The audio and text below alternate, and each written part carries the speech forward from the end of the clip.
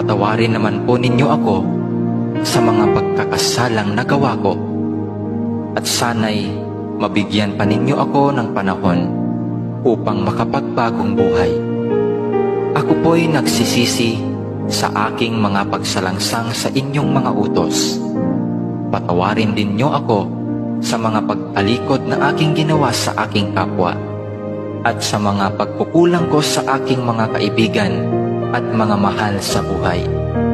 Pinatatawad ko rin po sila sa kanilang mga kasalanan sa akin. Batbat po ng dumi at kasamaan ang aking puso at isipan.